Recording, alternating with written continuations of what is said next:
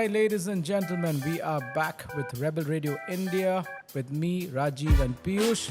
It's been a while, we've been around because we did not have anything good to talk about, but now the shit has hit the ceiling and we have so much of spice for you guys. Is it shit has hit the fan or ceiling? Whatever, man. It's I think if it hits the fan, it would hit the ceiling, right? obviously. And it has splattered all over us. Yeah, shit has hit something. And I think India has finally unified, talking about a lot of things that have been bothering us, the MMA community in the country.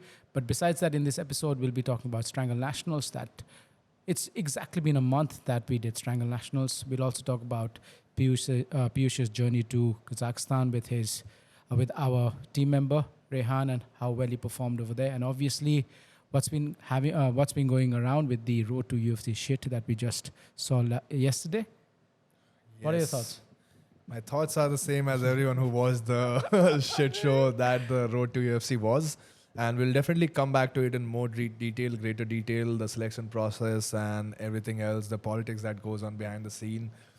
We really want to draw the attention because it involves the career of a lot of hardworking fighters, and it also involves the prestige, the reputation of Indian MMA, how people see Indian fighters in general. So I think what we witnessed yesterday was not a great, you can say. Are you trying to be diplomatic? It was not a great. Okay, we'll edit this part. It was not a great show. It was a shit show again. It was not a great visual representation of it. What we are. So Yes. we'll get to that. But before that, let's talk about Strangle Nationals. We've been doing this for about a year now. We started with a small thought in our head. We went to 5 different cities. Then we finally, like as promised by us, culminated the whole series with Strangle Nationals. And thanks to all your support, it was probably the biggest tournament the country has ever seen. And now we have, for the first time in the country, Debajit Das Gupta representing India at the ADCC Trials. So how was your experience? You are part of the management, the team, and what did you see it happen? Did you see any kind of metamorphosis that occurred in the Indian BJJ scene? 100%. I think Strangle Nationals really had a deep impact on the way jiu-jitsu competitions are done in India. Like the amount of reviews that we got about the place, how it was air-conditioned, how the matches ran smoothly, how the whole event was handled. They had free food. Breakfast and lunch? Breakfast and lunch. They had ample mat space to practice on. Everything was clean. Basically, all the hygiene checks that we followed. So it is something that the Indian BJ community has never seen. They are not used to it because everything usually happens in a dark, crowded room, and there's not enough space for people to perform. There's not enough bright lights. So I think Strangle really put a benchmark on how jiu-jitsu competitions levels should be in the country. So it was a great day for Indian jiu-jitsu, in my opinion, and the fantastic display of performances by all our athletes just added like another crown jewel on the tournament itself. Yeah, without the athletes, there's no Strangle, you know. I mean, we've had this idea, but we've got such amazing support in the last 1 year. It was difficult in the beginning, to tell you honestly. Let me not sugarcoat anything. But I think the athletes slowly started believing in the vision that we had as a team in growing the sport. And this time we had about 130 people from across the country fighting for glory and prize money. And it was a great show. I mean, there are so many memorable moments that we got to witness. And the most memorable one for me was our own students performing so well like they did. I mean, we've been working hard. Piyush has been doing his morning classes every day consistently. He's been studying hard. I'm trying to put in whatever I can in that equation, and we've been working hard towards the students, motivating them, because most of them, for most of them, it was their first tournament, and it was the nationals. The country was bringing in the heat. What did you think about our students' performances? It was much better than what I had expected, what you had expected. I think we were talking about it a while back. they are training with us for what, like 6 months? Most of our athletes, Yes. to 7 months, 8 months, maybe some people a year and a half. And they were outperforming people who have been training for 3 years, who have had MMA experiences, who have had a lot of other tournaments under their belt all over the country. So to see that these people coming from better teams, coming from high level teams who have been around for tens of years, for a decade at least, and our guys beating them, doing really well against them, holding their own, really gave us a lot of confidence and faith in what we have been doing as a team together. And as you said, it's not only just my effort; it's a complete team effort. You, Sanjay, everyone who has been coaching them for the past year. It was a really great experience for me watching them outperform a lot of talented athletes. And I would like to name drop some of our athletes. I would miss a lot of them, but Nehansh was a really standout performer. He had a rib injury. He still went and put on a show, high amplitude takedowns. Manini, who stole the show in her first tournament, completely dominated her division.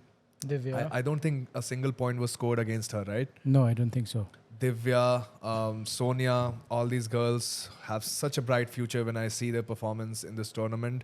Abhay, he was a dark horse who came out and just swept 2 matches in a row against highly talented athletes. Veera. Veera, again, a very good technical display, dominant display. So all these guys had really great. Lalit, Oh, Lalit was fantastic. our only blue belt at Rebel MMA India, and he went and finished the first match in a flash with a beautiful foot sweep and an armbar to top it with. Against someone who is quite seasoned. Yes, Saikat. He has been competing. He also competed in our Assam tournament in Guwahati. Great guy, but yeah, Lalit was able to do a lot of good things. I mean, it was for me it was a highlight reel for him. Yes. Also, I mean, a lot of other athletes like Badger, Jatin. Congratulations to all of you for bringing in the heat. Anna, obviously, Anna has been working so hard over the past couple of months just because she wanted to compete. All Yeah. these girls who are bringing the heat from our academy. Congratulations to all of you. But besides that, thank you, the Indian BJJ community, for bringing in so much talent. For me, like I was discussing earlier, the standout performance was Dora Reddy from Four Pillars. I think he was just beautiful to watch. He was like water that day. I mean, his jiu-jitsu was on point. He was so calm, and because of his jiu-jitsu, he just stole the show. Yeah, Dora Reddy, probably one of my favorite guy to watch that day, especially because of his fluid guard work. He had some of the best entries to butterfly, single leg X. He was switching between these guard positions very fluidly, which shows me that he has a good jiu-jitsu IQ and his future is very, very bright. So great work, Dora. And I hope you continue to compete everywhere in the country and shine on the competition stage. Yeah, obviously the other girl that I've always loved is Angel Patil, just 14 years old, competing in the big women's division, minus Adult 65, women division, and tapping two girls. The first one was Sonia, and the second one was a very tough competitor from Shiv's gym, or I think someone from Bangalore. But big shout out to her, and for all the people complaining about weight issues and all. I think we should all take an example out of Angel. She did not make her face. She's just 14, and She did not complain about fighting 24 or 22-year-old Yes. women. I think what fully we are grown trying to women. do here is not to take anything away. Show me enough women. Show us enough women that are interested. I've been calling gyms one after the other, asking them, requesting them, do you have any girl above 65 or 65 who we can get for Strangle, so that we had enough people to bifurcate the divisions, but nobody came about. So for us, every division, even the kids division, we pay.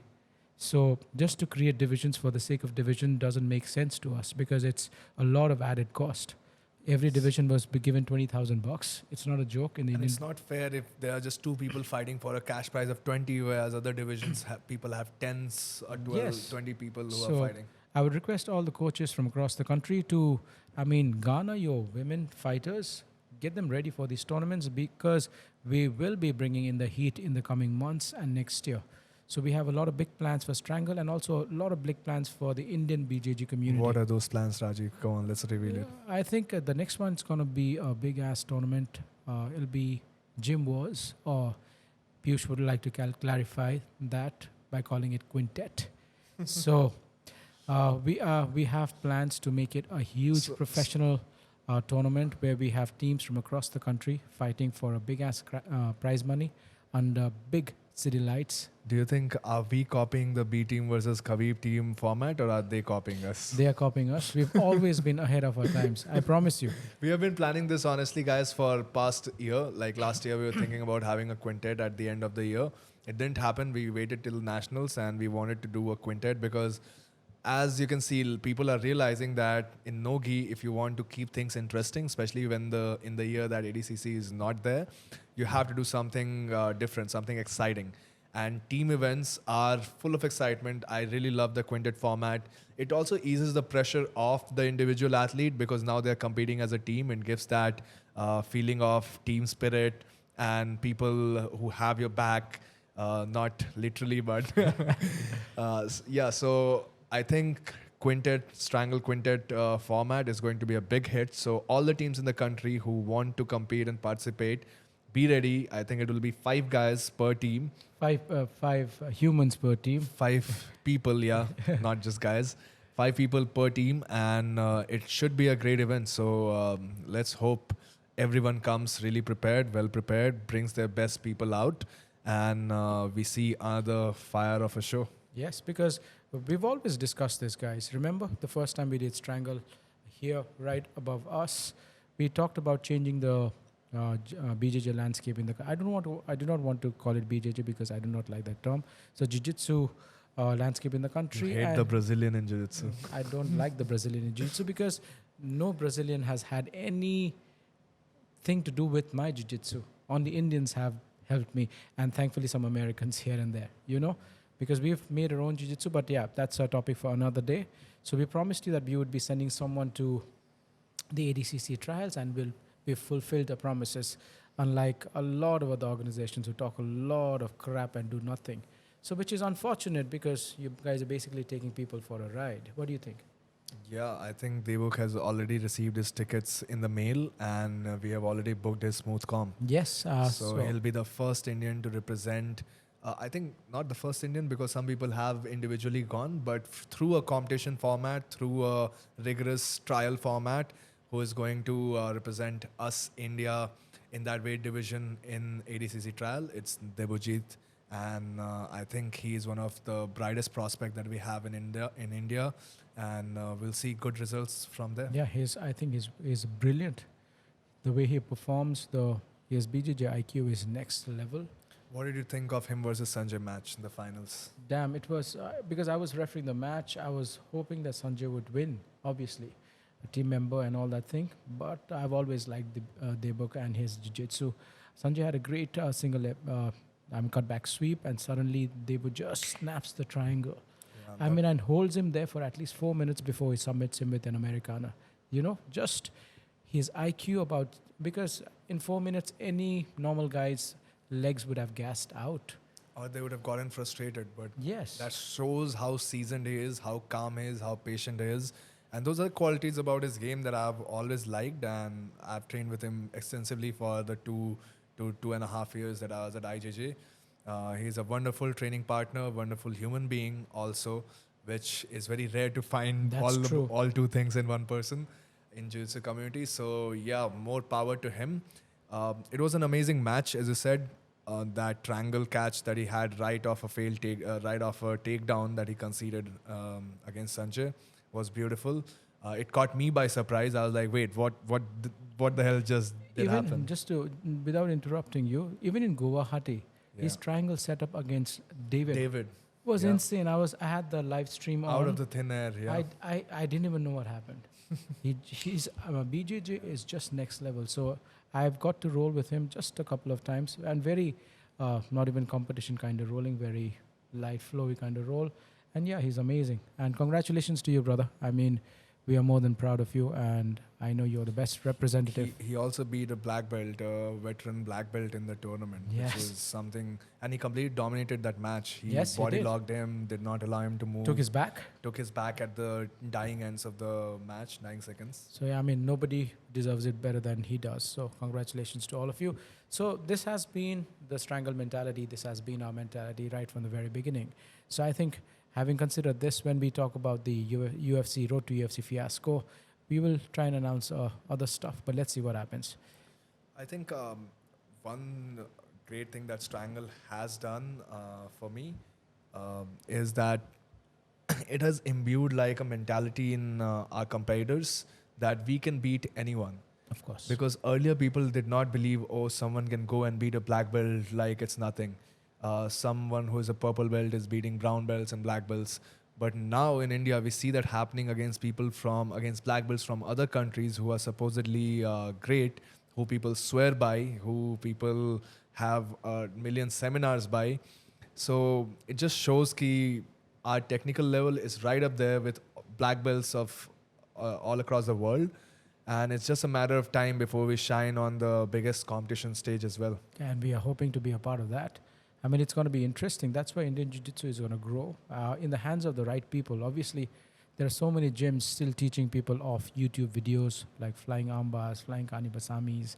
I mean, just for the sake of I don't know what. But yeah, other than that, there are some schools that I've been studying. They have great coaches around, and we've learned from those coaches on how to go about teaching our students. So yeah, it was fun. It's going to be a great ride, guys. I mean, just tune into us, be with us, support the small little effort that we're trying to put across to bring about the change in the BJJ community. I'm sorry again, Jiu-Jitsu community in the country.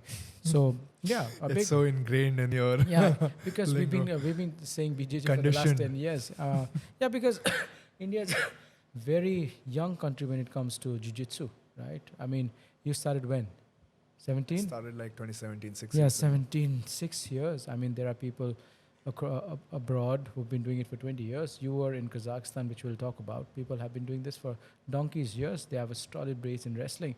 The only sport you played was cricket, was it? Yeah. So yeah, One of one of the. Sorry, yeah, he took it personally. So yeah, I mean, so Strangle was great, guys. Let's talk about some of the highlight moments of Strangle, which had nothing to do with Jiu-Jitsu. I'll let you have this one, Piyush. I think one of the most highlight moment, and I think we both will agree, it was a very emotional moment as well for a lot of people, was this guy's mom, I think Kunal's mom, who was in his corner, was cheering him and supporting him and cornering him actually throughout his fights. He did not have a corner man, his coach, for that match. And it was very emotional to watch the kind of support that she showed for her son. It's something that we find very rare in India because of the way we are brought up by our parents who focus more on the education and do not delve or are excited about a lot of extracurricular stuff that people do, especially at least in my case. So I really found it like very profound that he had such a great support system behind his back. Yes, I think for me, it was one of the most emotional moments. I didn't know. I mean, I had this mixed rush of emotions going through me when I saw her standing up with tears in her eyes, trying to. I saw some tears escape your eyes as well. Yeah, it was crazy, bro. I had never seen something like this. So it was more than tears of joy or sadness. It was I was just overwhelmed with emotions, mixed emotions, if you may call it so. So I didn't know what to say. It was just, I mean, endearing to watch. Maybe, hopefully, more Indian moms and dads will come out and support their kids doing mixed martial arts or the combat arts, and combat arts that are actually going to hurt you, not like touch karate and all that stuff. Another key moment, if I may digress from here, was the Dinsa chants. Remember? Oh yeah, Dinesh from my School God. of Combat. Oh, shout out to Dinesh, bro, you monster. He just got the whole crowd supporting him, and he had a group of supporters who were just like taking the entire arena by storm with the His Dinsa match between chants. Sahil was interesting to watch. We had It was crazy. It was crazy. back and forth. Dinsa shouts from his team and the rebel team going crazy with our own chants. I don't know what were they saying. Maybe they were shouting rebel, but it felt like an IPL match. You know, this kind of jiu-jitsu camaraderie and support we usually get to see in Brazil and the Brazilian competitions where people are representing different teams. They have those rivalries going on. In our case, it wasn't more rivalry, but on the day when fighters fight, every team supports their own fighter, right? And they start chanting something. We see Poo Fakasha or something like this, which you hear in jiu-jitsu competition. I don't know what it means, but it was the same kind of environment which was getting replicated in India. And it was mind-boggling to watch. Like I, as the ref who was refing the match, I found it very entertaining, and it was also very energizing because after 8 hours of continuously refing those matches, you want to have these moments where like the crowd is trying to pump up the athletes, the whole arena, and also by the bystanders effect, us the refs. Yes, it was just insane. I mean, I hope this is just the beginning of what's going to happen in the Indian community. This time we had 130 people. Imagine when we have 1,300 people doing jiu-jitsu at a level which has never been seen before. It's going to be insane, and we will get there. I promise you. We will. In a couple of years, I We assume. will get there. We will get there. We will not stop till we get to that kind of level. So it's been exciting. Thank you guys for your support so far. I mean, it's so overwhelming, and we're so humbled. Would you want to thank our sponsors as well? Of course. So without them, there is nothing going on. Obviously, Strangle has been our baby. We've been putting a lot of money through our pockets, but this time we had great sponsors on board. We had Aravel Farms as a title sponsor. We had Salad Days. Thank you so much for providing us with such scrumptious lunch. We had Throttle Shuttle. Like always, your support always helps us do more. We had Orthosport, one of the best ACL surgeons in the country. We had AOSM, we had Radio City, we had Made Easy School as our venue partner. Thank you so much for that wonderful venue. It was just perfect for our athletes because it was all about respect, you know. And like we discussed earlier, if our basic hygiene is in check, air-conditioned rooms, air-conditioned hall at the peak of summer, nice place for them to rest, enough space for them to warm up, clean washrooms, food. If you can take care of these basic hygiene for our athletes, the only thing that they have to bring is their heat on the mats, you know, which has been unfortunately missing. Okay, another question. What was your match of the tournament for Strangle Nationals? Match of the tournament for Strangle Nationals would have to be between Proma and Divya. Proma and Divya, 100%. One of the great matches. Very back and forth. Yes. Very entertaining because there was so much action. So that's your pick. That's my Proma pick. versus. What was yours? I would say it was probably Dinesh versus Sahil. That Okay. was another Yeah, banger that of was. a match. But again, because these guys were big, heavy. Yes. But Proma is about 50 kgs. So is Divya. And for Divya these, is even less probably. yeah, the 48, 49. And for these girls, amazing athletes to bring in the heat, it was just awesome to watch. And especially when women do jiu-jitsu, somehow I'm mesmerized by how they move. And these guys were going back and forth, and there was no respite, even for me as a ref, just to... It was too hard to keep Yeah. tab of the points. It was crazy. And the most unforgettable moment for me was Proma and that girl from Bangalore MMA slapping each other. Whoa, did that happen? Yeah, patak, patak, patak. I had to start giving them warnings because I really don't want to disqualify people who've come from far to fight, but it was something. So girls, next time please take it easy. It's not MMA yet. When we do combat jiu-jitsu, do whatever the hell you want. Yeah, I like that people have that competitive spirit, but we should always not take it too far. You should not, because outside, if you were at the ADCC, you guys would have been disqualified on the very first slap itself. Did you see the Mo Jasim video where he was reprimanding Oh my athletes, God, saying that yeah. if you say one more thing, you are just out and banned You are from banned for a ADCC. year. Yes. That's Mojasim. So we don't want to go that route because we still believe in the goodness of humans, in the human spirit. But again, don't push our, patience, because there are too many things that we have to do, and sometimes it becomes difficult. So yeah, that was Strangle Nationals, guys. Anything for you to add? I think that was great. Strangle Nationals. It will come back again. Maybe next time Strangle International. Hey, yes, because we are the only thing to go from here is to the moon. So Strangle International. That's well put, Piyush. So before we go to another topic, we'll take a short break because our camera can only shoot for 29 minutes at a time. Thank you. All right, guys, we were just talking about Strangle Nationals and how beautiful of a tournament it was. A lot of people came in. We saw a lot of heat. We saw a lot of people win. We also saw Debajit being the first person from the country to be representing us at the prestigious ADCC Trials through a tournament. But again, a lot of things have happened in the last couple of weeks. We had one of our fighters going to Nazia, Kazakhstan, to Nice. I'll take that again. So a lot of things happened last week because we had one of our fighters going to Kazakhstan at the Naiza FC. Naiza FC. It was a fantastic tournament, and our friend did so very well. Rehan came to us seeking some help for his grappling and his mixed martial arts, and he started with Piyush, and from there we started training him, and eventually became a part of the team. And Piyush also accompanied him to Kazakhstan, where he was cornering. I mean, if you've watched that video, you could see clearly how Piyush was cornering Rehan, and he was listening. And because all of that beautiful camaraderie or partnership between the two got the W for Rehan. So this was your first international trip, and what a way to put a stamp on your passport. Yeah, it was great. It was a great experience altogether, like a lot of culture shocks which I witnessed over there. But Almaty was a very, very beautiful city, very welcoming city, I must say. And the performance of Rehan just put like another, as I said, stamp on the entire journey. So let me just introduce how he came to train with us. So out of a blue, one day, 2 months back, he texted me. He wants to come and train with me. I asked him to show up. I am always ready to help people who want our help. There's nothing like if you're training with a different team or where you have we trained earlier. All those things do not matter to us. If you want help and if you are serious about training, we will definitely help you, right?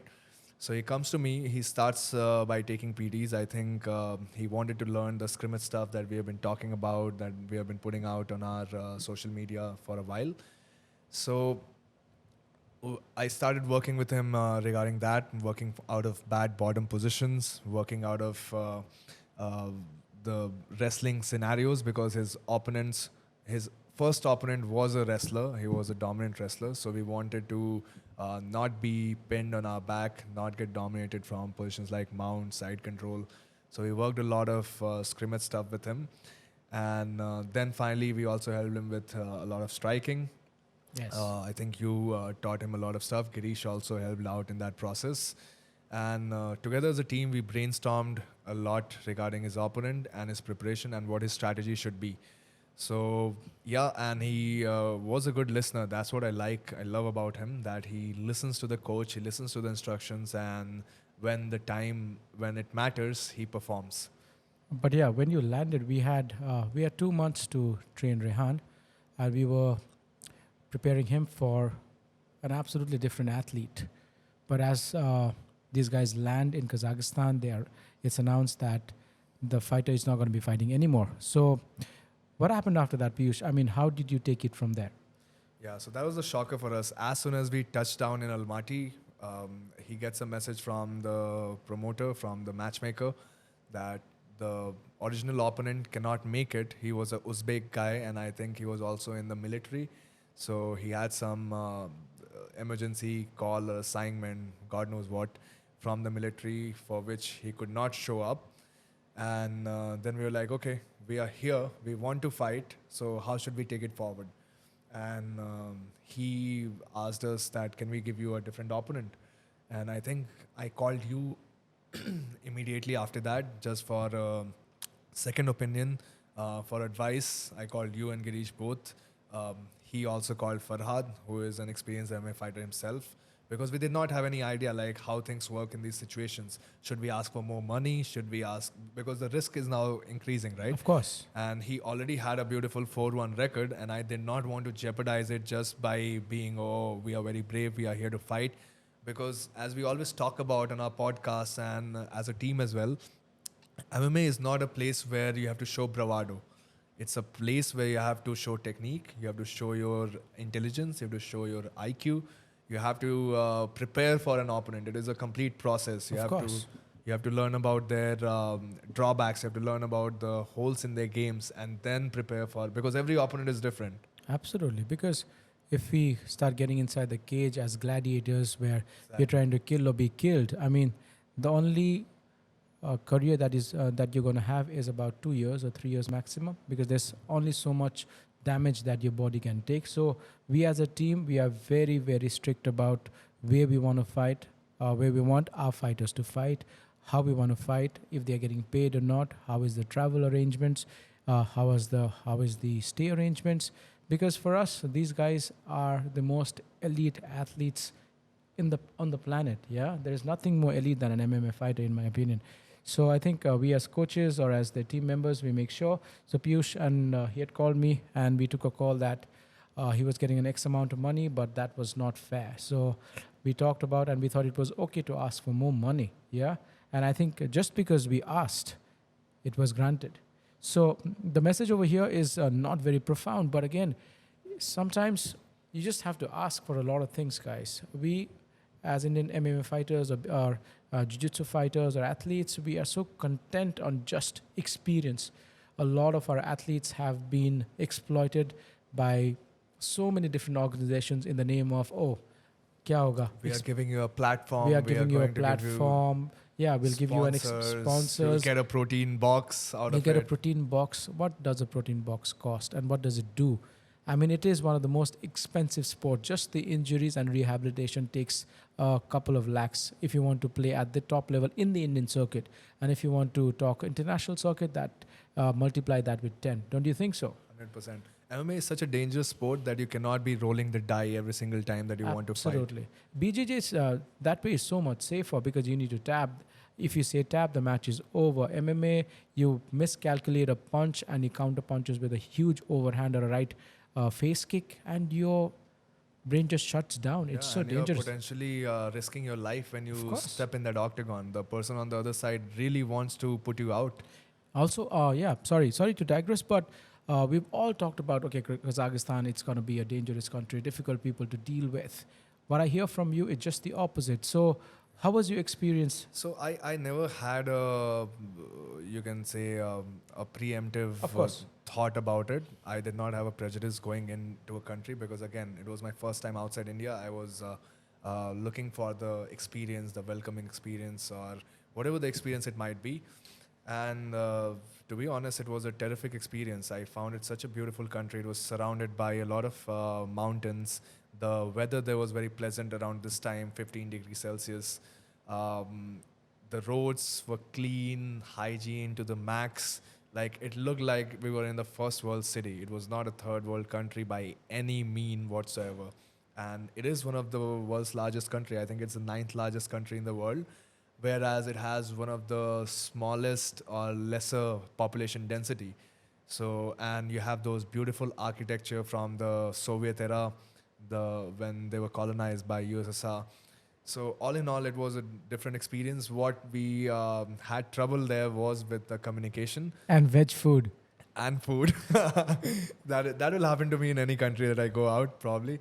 But the worst part was that we couldn't communicate without our phones. So I had Google Translator on, and another problem was that I did not have a SIM card of the country, so I could not connect to the internet while I was out. So most of the time, whenever we were traveling in taxis, we had to ask the cab guy to hook us up with the internet. And Rehan knew a little bit of English, Russian, because of his time at Dagestan. So he was instrumental in helping us manage that conversation. I was just silent most of the time. I was just helping, playing Indian music for those guys, entertaining them. And fortunately, they like Indians. They love Bollywood. They have seen a lot of movies growing up.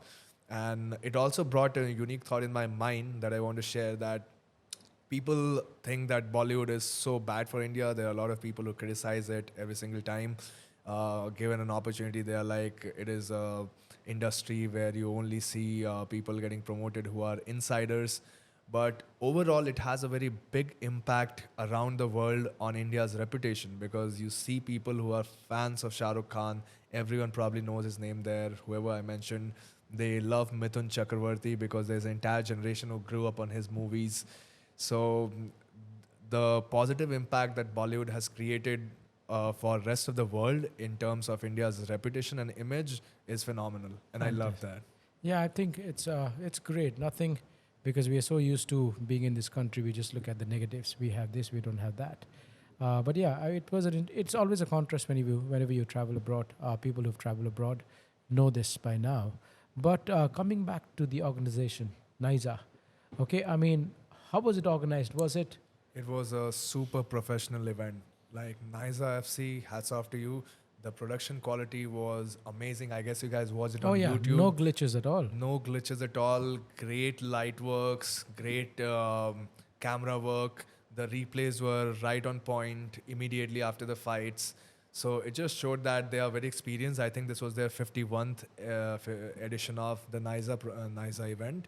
So they know what they're doing. And other unique thing which really stuck my mind was that the entire team which was in the operations and which was involved in this was super young. So we did not have a lot of old timers or people who are outdated in their approach managing this. They had a very new social media team. They had a very young matchmaking team. They had a very young operational team. So all in all, it was a very well-oiled machinery. And right from the day one, they hosted us really well. They were quite hospitable. So I loved being a part of it. And in future, I want more of our fighters to go to Naiza and promotions where people really care about you. Yeah, I think we Indians should also open up our eyes to such organizations and such promotions, because the amount of money. Is it okay to disclose how much money they make, or? I think it's decent money. It's Let's just say it's decent it's just money. great money. I mean, for one fight, the amount of money Rehan has made is quite decent when it comes to the Indian standards. What do you say? And the best part is that you are not bound by a long-term contract, which a lot of promotions bind you by, and that hampers your career moves if you want to do it in the future. So they offer a yearly contract of 4 fights, and they promise you 4 fights, which is a good deal if you are making that kind of money, 4 times fighting in the year. And if you win, you get additional bonuses, fight of the nights, things like that. So I think we're getting there. We're getting there. So I think for all our MMA athletes who are trying to make a career out of themselves, try to look way beyond. There are a Just, lot of fishes in the ocean. yeah, Let's just say that. just keep your eyes open and don't be afraid to ask. Just make sure your talent is on point, because we will come back to the road to UFC and we'll discuss the kind of fiasco that has just unraveled for the Indian MMA community, making us look like jackasses. But having said that, let's talk about Rehan's performance.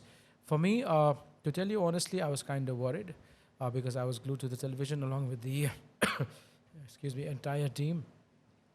It starts off in a heartbeat, and the opponent comes charging with a right kick and a spinning head kick where Rehan gets knocked down. Not knocked out, but knocked down. And suddenly Rehan's brain switches. He gets into wrestling and they get into this amazing exchange of reversals after reversals, and Rehan finally gets the win at the very fat Dying end. seconds. Dying seconds. Last 10 He gets seconds. it sinks in the RNC at 14 seconds to be precise, and by after 3 seconds after that, our opponent is tapping. You had a ringside view, so we had already made game plans for the other part. We were not a part of the planning when it came to fighting this dude. You were the Yes. only guy. So was there something that you did to prepare Rehan the day before? So when the new opponent, so actually they sent us 2 opponents. So one of them looked quite big for his weight class, and we were like, no, we are not going with, we are not risking our good record with someone who is too big on the fight day against us, because we were doing a healthy weight cut. We were not doing the water weight cut, which is very, very popular among the MMA athletes, because I wanted him to have the cardio, have the gas tank to even perform in the later rounds. Especially going against wrestlers, you need to be on point with your cardio. So he did a healthy weight cut. He made weight at 56.4, and I think he regained up to 60, 61 kgs. So that's quite normal, 4 to 5 kgs.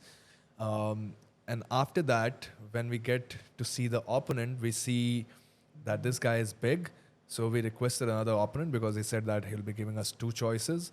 And the second guy looked more of the similar stature. Although he was still bigger on the fight day, but it was okay for us. This guy was an amateur who was killing on the scene.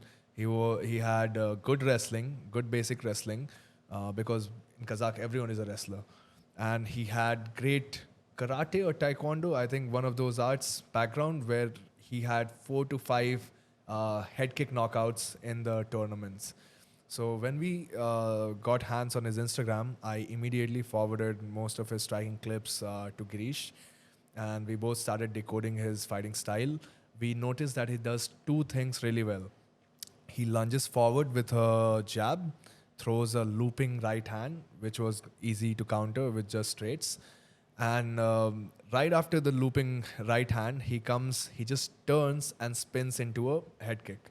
Because most of the time, what people do is after that 1-2, they try to come in to launch their attacks to get the even on the scorecard. And this guy uses that opportunity to disguise it into a spinning back kick, and that's where he gets the knockout from. So once we discovered that, we started planning how to counter him in those movements, because we saw him doing that exact thing in a lot of different fights. So basically, it was his muscle memory. And once we discovered that, we started drilling it. I started helping him replicate the movements in the best way I can. I'm not a striker, so I wouldn't even do the full move. But we saw that we can take the back in those scenarios. Whenever he would spin kick, he opens a window where we can just walk away from the spin kick, taking the power away from the kick, and then latch onto his back. From there, jump to the back, get our hooks, body triangle, go for the RNC. So that was our game plan. Another one was that he does a calf kick with his back leg, with his trail leg. So these are two things, major things that we identified, and we were like, okay, we are going to go with this strategy of countering. And if it fails, if everything fails, we have our wrestling to back us up, we have our jiu-jitsu to back us up. And it's interesting because I had this podcast with Girish last week, and we both were discussing why is grappling essential for MMA. And he said these words, that it's essential because it's a great backup in the event that you are getting hit. You can always control the action, take it down to the ground, and then neutralize a more experienced striker. And that's exactly how the fight played out. In the first few seconds of the fight, that guy comes in, blitz him with a calf kick, and unfortunately for Rehan, instead of moving away into the direction of his spinning back kick, he moved into the kick. And that kick landed perfectly. He got knocked down. And then, as you said, he said, I'm a wrestler now. Yeah, because we drilled this with most of our athletes, and thankfully we had talked about cage control. Remember, before you guys were going, we were talking about managing distance, pushing people towards the cage. Also, if you're stuck in the cage, moving. But unfortunately, I was just about to touch base on how people come in, fake with something, and actually, because when somebody is pinned towards the cage, you have only two directions to run, either left or right.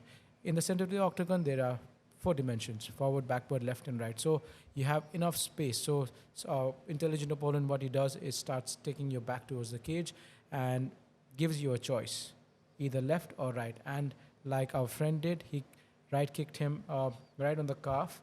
And Rehan wanted to run away from that right kick because he thought he was going to follow up. That was a vicious kick because it was right on the side of the knee, and then Rehan was limping throughout that night. So it was a really strong kick. Yeah, then he runs across towards his right, and the spinning back kick, it just timed perfectly.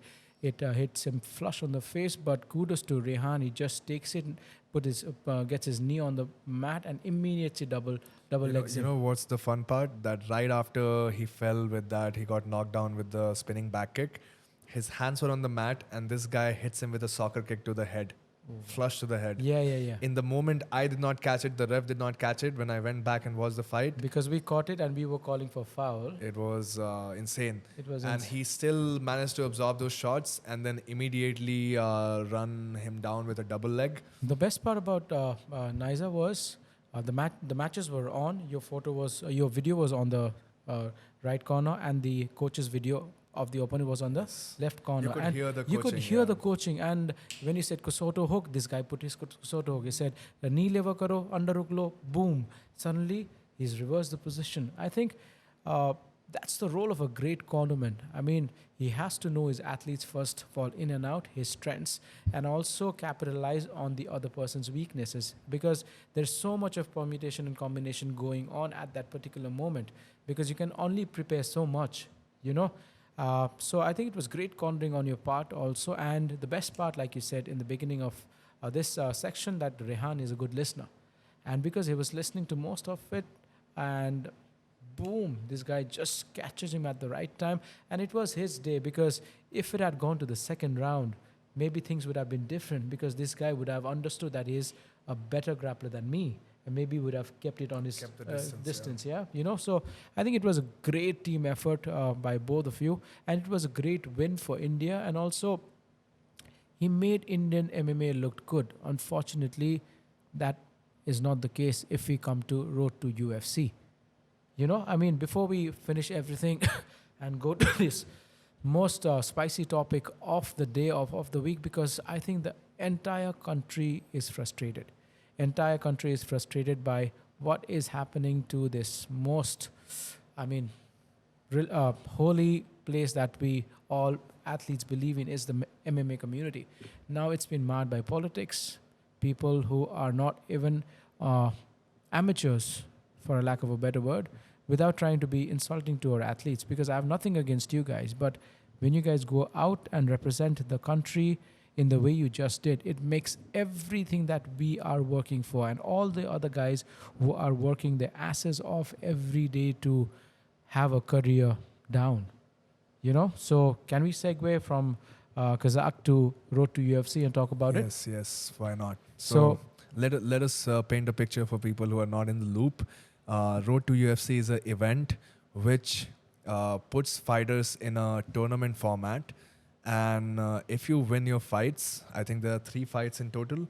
If you win those fights, you get a contract with the UFC, which is the biggest promotion of and the best promotion of mixed martial arts in the entire world, Absolutely. where you have the best talent available. Everyone wants to go to UFC, and we saw the success that Anshul Jubli had with this tournament with Road to UFC, and now he has a live contract with the UFC. He's the first Indian guy to ever do it.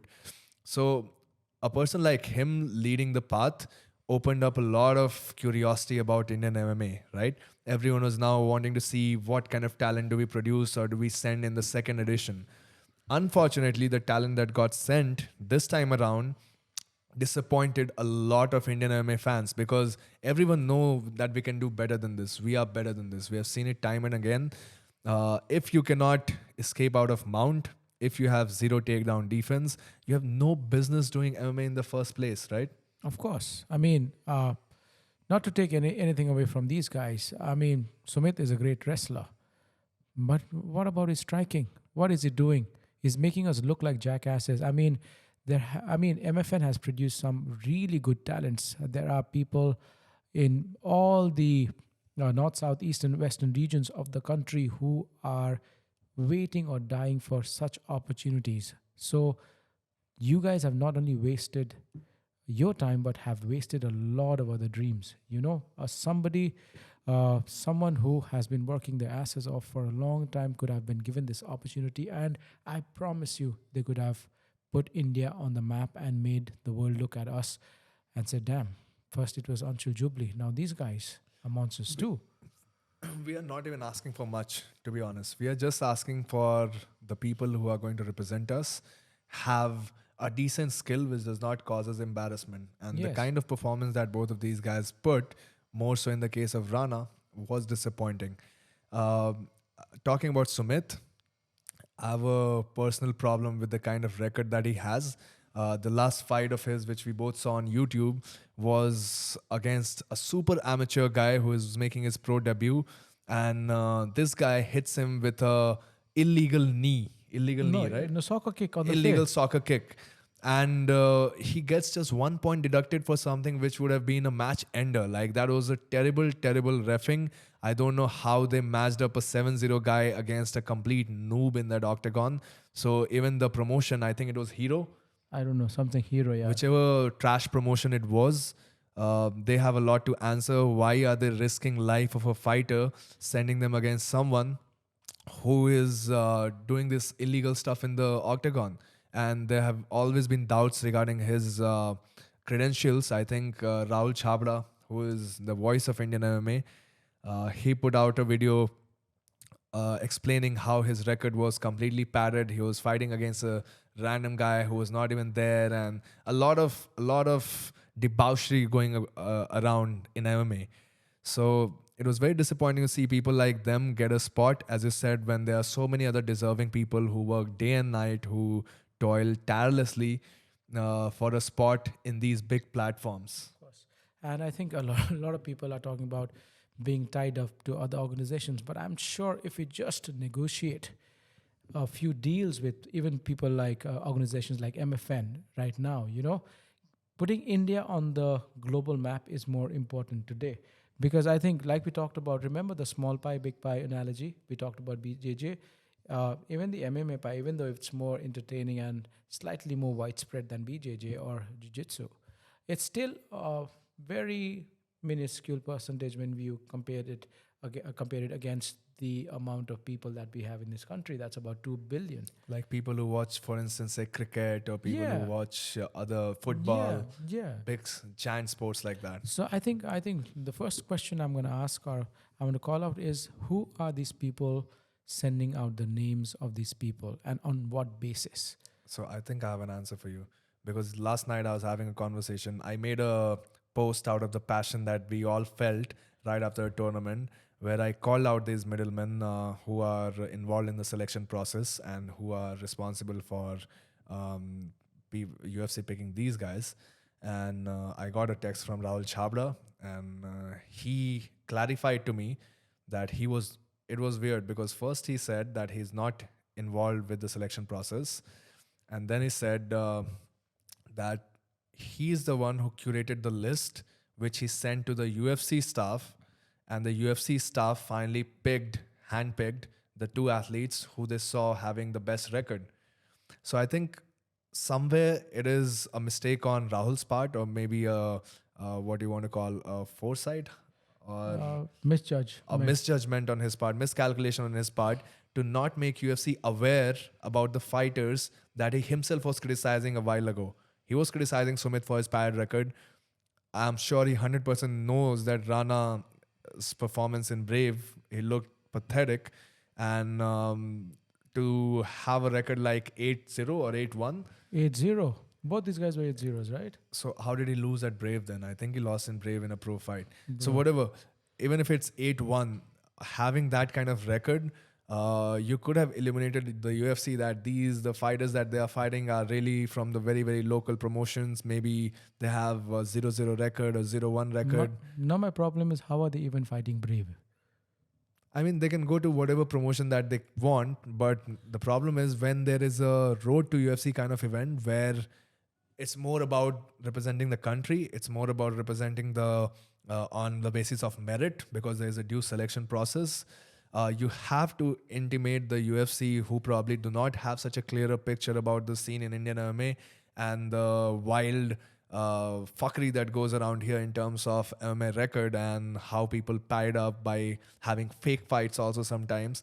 You have to intimate them so that people like this, who have records which are made out of thin air, do not get a chance. So I think that was a missed opportunity on his part. And if there's someone to criticize, I think the blame would fall upon the UFC officials as well for not doing their due diligence. Of course, I think UFC is not doing the due diligence when it comes to the Indian MMA fighters.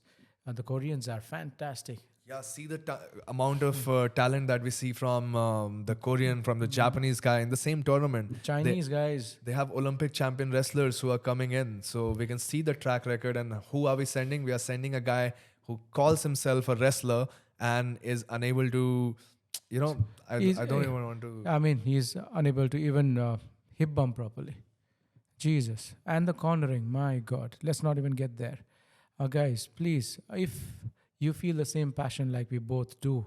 And people do. That's the interesting part, that people who saw the fights under locker room comments or other public platform where the event was posted, they called it out as being, as the opponents being, or the participants being not as worthy.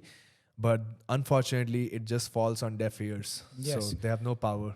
So what we're gonna do is we're gonna take a short break, and we'll be back on this spicy debate. All right, this is still me, Rajiv, and Piyush on Rebel Radio. We were just talking about the debacle that was UFC or Road to UFC that unraveled in the last couple of days. We saw two Indian MMA fighters put up a shit show over there, and we are here to call out a few people uh, and tell them that this is not fair. This is not fair to the Indian athletes who are working their asses off. It's not fair to the country as a whole, because we are way better than that. We have Olympians in this country who are wrestlers, and to put up athletes who are not on a par with some of the most amateurish fighters in the country is just blasphemous, in my opinion. Who do you think would have been a viable alternative for these guys? I mean, for Sumit Angad Bisht and Clinton De Cruz is amazing in the flyweight bouts. Both these guys are fantastic. But their reasoning is that they are signed with MFN. So how do But we go about that? I think, Road to UFC is a huge organization. UFC in itself, because of its merger with the WWE, is a $20 billion conglomerate today. MFN is doing its best. Kudos to them for bringing in the best in the Indian fighters. Without them, we had not seen a lot of these fighters grow. Now they have something to look forward to. But like you said about due diligence by the UFC people, because UFC also is the biggest organization or the biggest name when it comes to the MMA space. Yeah, they could easily negotiate with MFN, and I'm sure if these two people come to terms on a equal profit sharing basis, because at the end of the day, they both want to make money out of fighters. My opinion on that point is that, first of all, the 3-year contract of MFN, I'm not a big fan of that because it ties up fighters' prime years with the organization when they can also be a part of UFC, which is a much more global, bigger brand with more recognition, with more to offer. So the 3-year contract thing is something which is kind of enslaving the Indian fighters to MFN, and 100% MFN is going to pay them good money, no problem with that.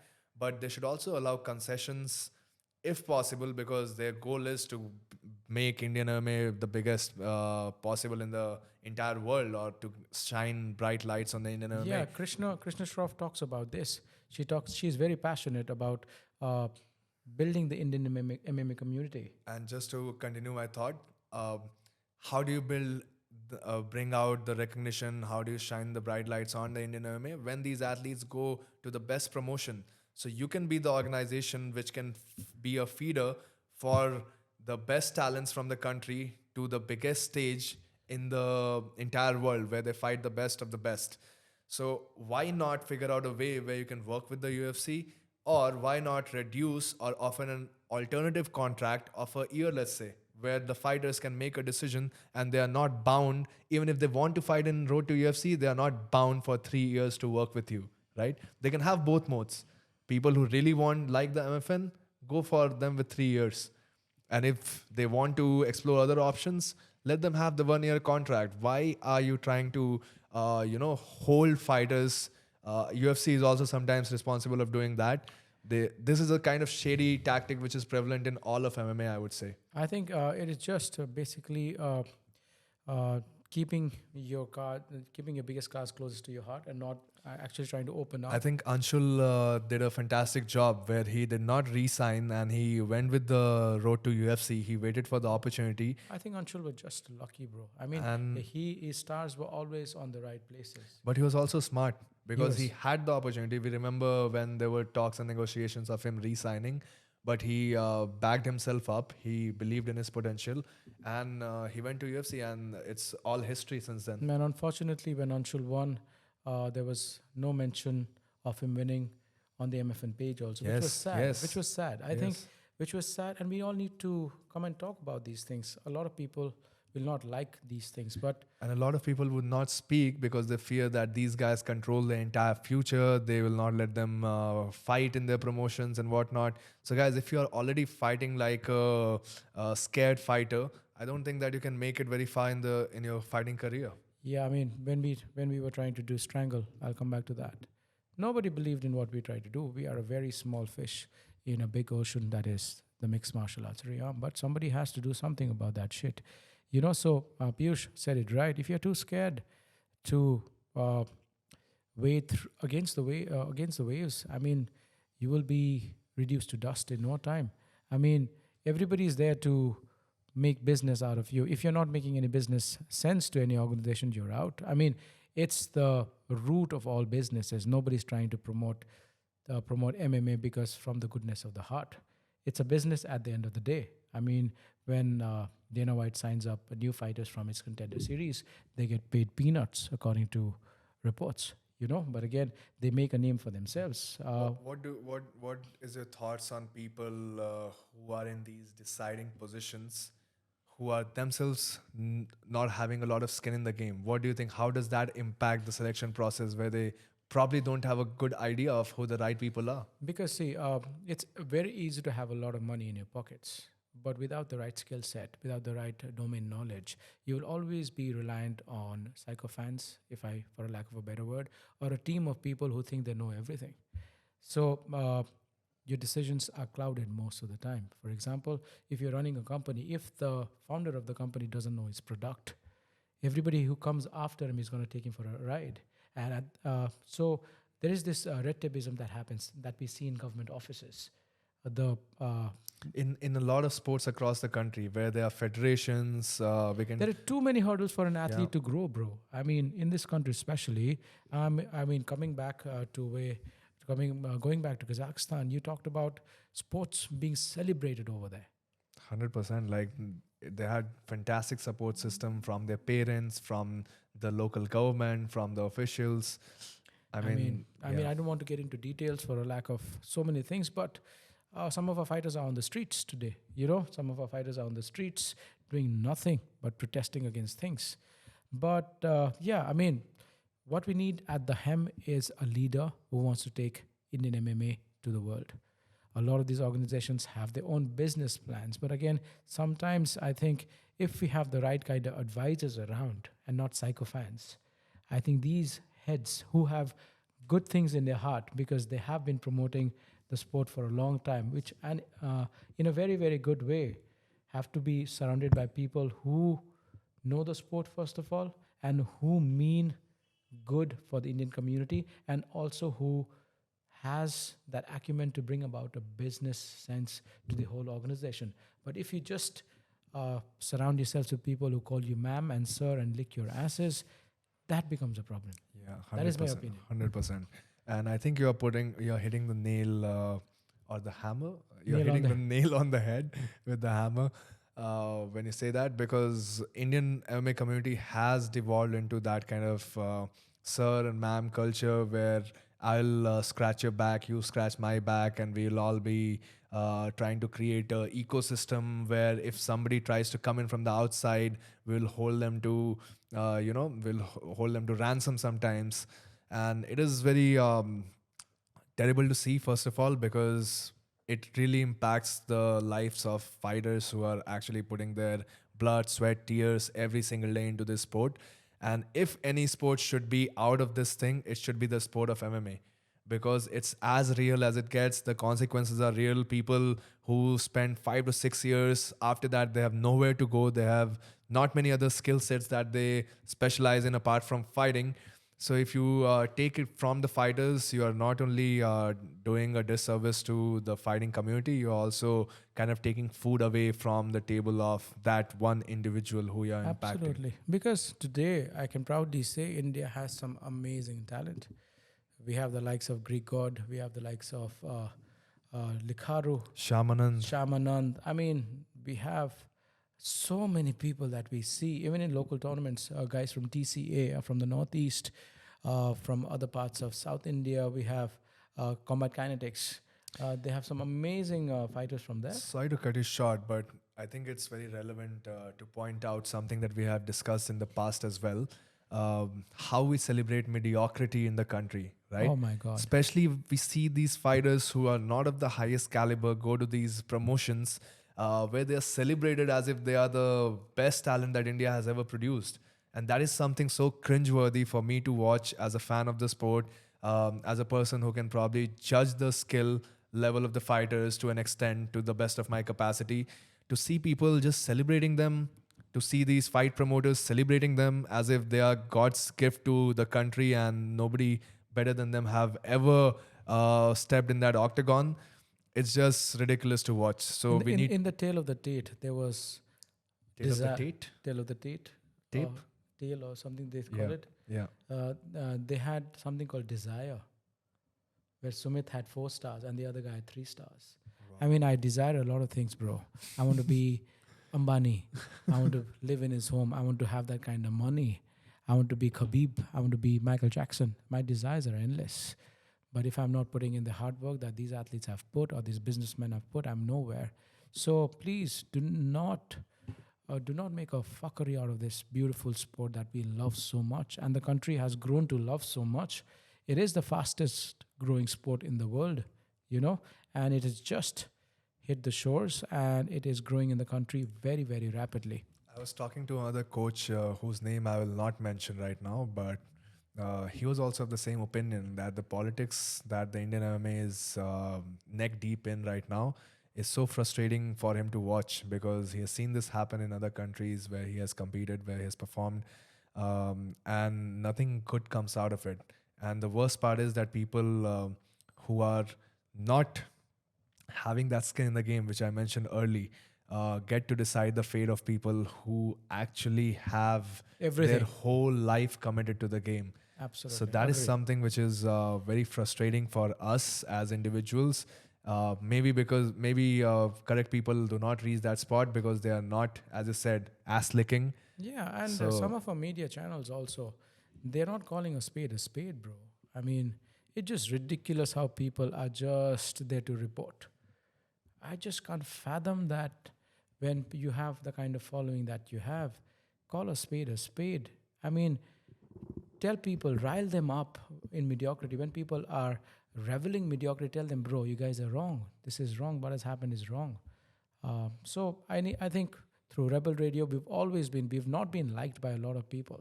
And I think most of these conversations are going to go in some WhatsApp chats, group chats, as Yeah, we we know don't- that they do.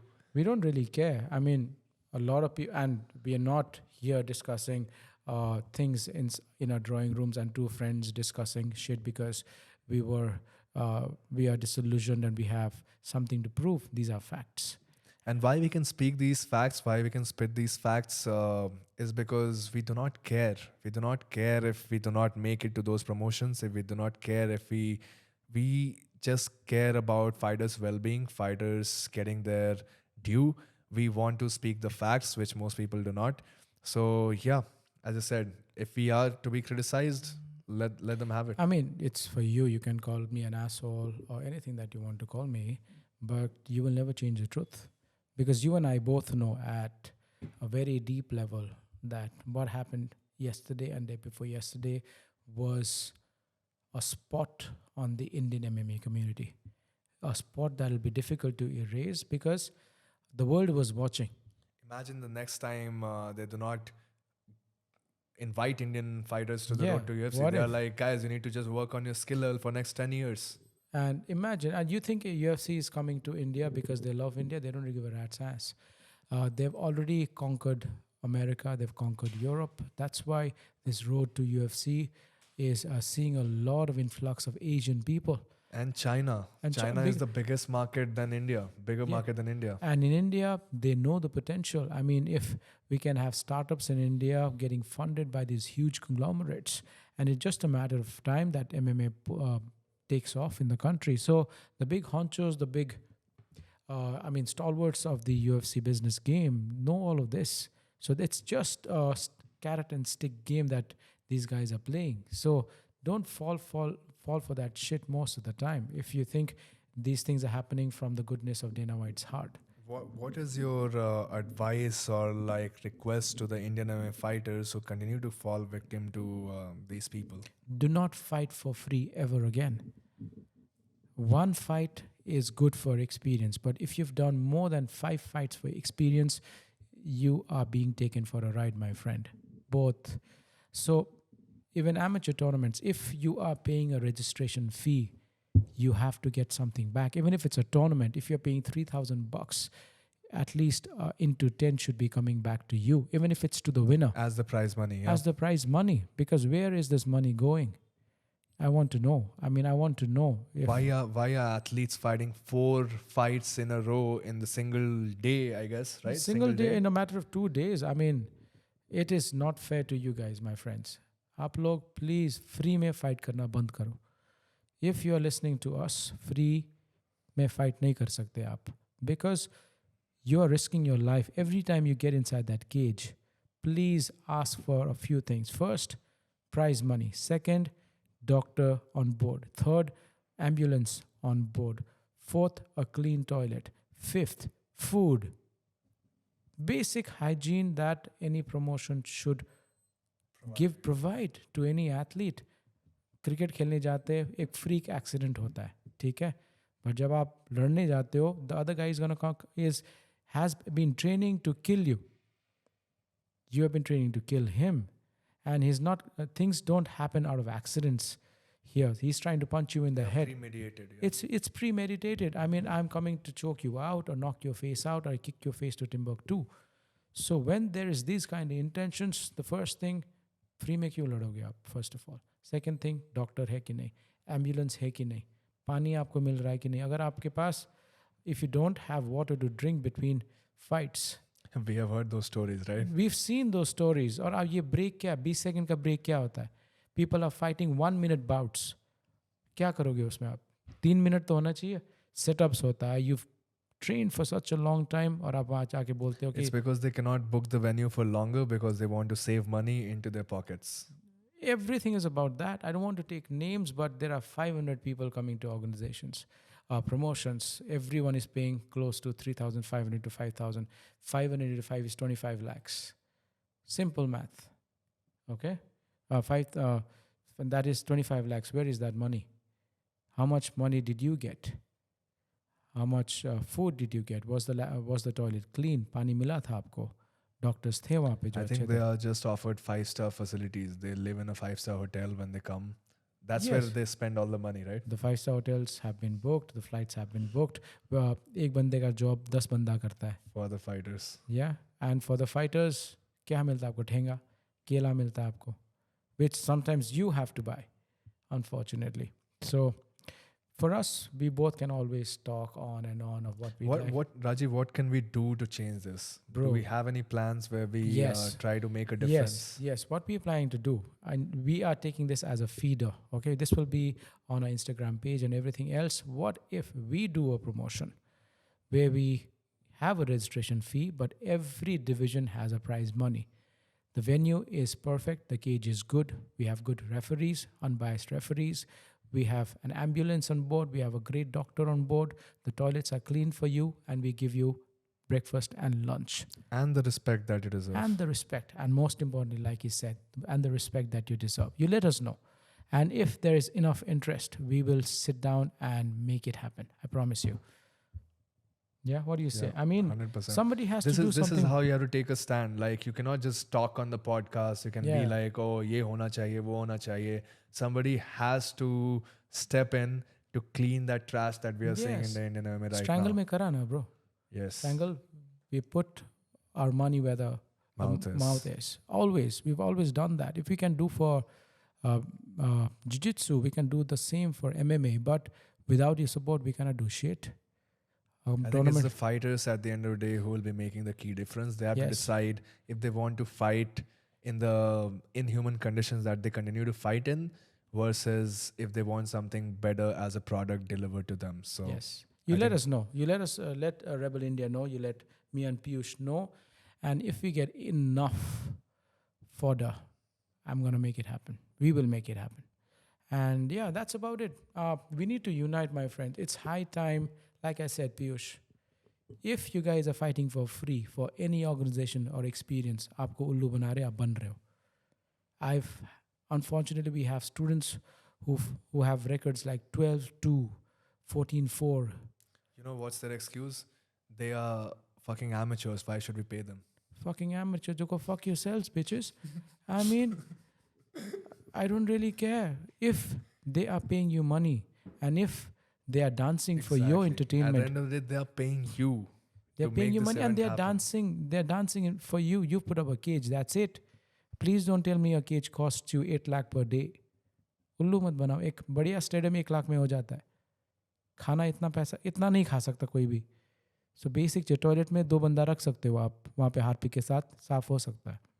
You know mats can be clean. पानी कितने का आता होगा यार?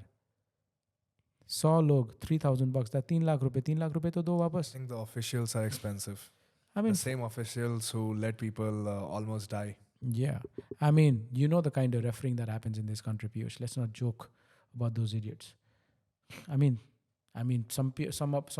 someone is about to die and he's still watching. Okay, let's see what happens. Oh, okay, let's see. Okay, oh, marne wala hai. Okay, maybe I should stop. Maybe I should not. Maybe I should stop. Maybe I should not. So we've had some really bad incidents in the country. A lot of our friends who are MMA brothers have died in the last year because of lack of medical assistance at the right time. Like I said, guys, you guys are the most elite athletes in the world, and your only job is to hurt someone. So with that intent, when you're going inside the cage, something bad is about to happen. And for that, if there are no contingencies or if there are no preps, please do not fight. जंगल के बीच में मत लड़ो. पानी नहीं मिल रहा मत लड़ो. पैसे की बात नहीं हो रही है मत लड़ो. I know it is difficult for you guys because if all of you have a dream of reaching the UFC or the MFN now or one championship or other big organizations, but there are other routes. And we as a team, all of India, we have to unite and figure a way out. And it will be possible, I promise you. What do you say? Yes, I think that's a great motivation. I think whatever you said, people need to unite. Just talk the talk and walk the walk, because most of the time people are just talking the talk. They're not doing the other one. I think that's a good point where we can stop the episode. Yes, I think it is always, I mean, whenever we both are here, most of We the did time. get riled up a little bit, but I think the situation demands it. Yeah, What I we mean, saw yesterday was really frustrating as a fight fan, as Yes. a coach of athletes who you see that they are putting so much effort, and for what? For this kind of representation that we get to see. yes. So, I mean, I think there has to be a road to UFC. You know, I mean, there has to be an Indian competition. Yeah. 2 people are selected from that, and they will represent the country. Something has to happen because we are just too many people in this bloody country. Itne sare log hai. I mean, there has to be a filtration system, and we are not here or not experts on this matter. So you guys, our friends from the MMA community, give us ideas, and we will slowly but steadily start the machinery. Chalu to kare kahin pe. In the next 5 years, our friends who've just suffered for the last 8 to 10 years, you the coming generation of fighters should not have to go through that shit. That's my ultimate aim. Yes. Yeah. That's So- our aim. That's our goal. Yeah, and we will make it happen. So thank you for listening to us for all this while, guys. We are sporadic, but again, we talk about basically this podcast is mostly hard talk. So if you enjoy this, please like, share, and subscribe on YouTube. We are also available on all streaming platforms. Please listen to us. If you agree with us, give us a thumbs up and just comment. If you do not agree with us, comment more, because we really want to sort this shit out for you guys. So we are athletes ourselves, and we want to help grow the sport in whatever capacity we can. Any parting words from you, bro? Yes. Let me promote my podcast as well, the Magic Man Pod. Yes. We'll soon be having Rajiv on the guest on that pod, so then we'll be even. And yeah, we talk MMA, Jiu-Jitsu, whatever we want. So let's build this ecosystem of people who know the sport, who are doing the sport, who are involved with it on a daily basis. And please listen to people who know what they're doing. And who have the right intention, and what honestly. the right intentions. All right, guys. Having said that, it's always a pleasure. Thank you, guys. Boom. Oh,